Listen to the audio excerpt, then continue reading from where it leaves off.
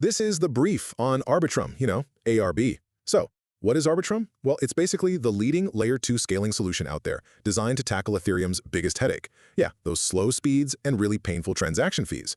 It comes from a pretty sharp team, rooted in Princeton academia.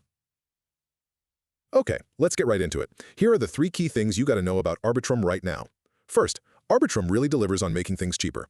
It tackles Ethereum's scaling problem by being what's called an optimistic rollup. You can kind of think of it like a dedicated, super-fast express lane. See, it processes most transactions off the main chain where, get this, a token swap costs around 30 cents, way cheaper than Ethereum. Then it bundles all that data up securely and posts it back. Second, Arbitrum is like the undisputed king of L2s right now. It's got a massive 19 billion plus in locked value and just dominates DeFi activity.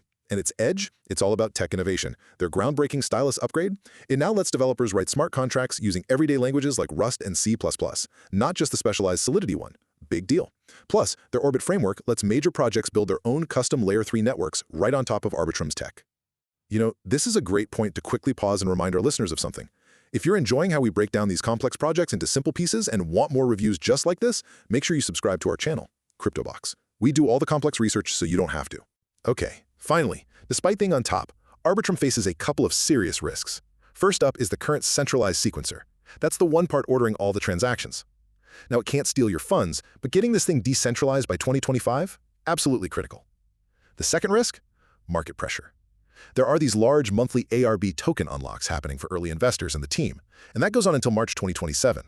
This matters because right now, the ARB token, it's really only used for governance, not for paying gas fees, so there's less direct economic demand for it. So, look, Arbitrum's definitely building some impressive, flexible tech infrastructure, but honestly, its long-term success, it really hinges on pulling off that full decentralization and finding real economic use for the token.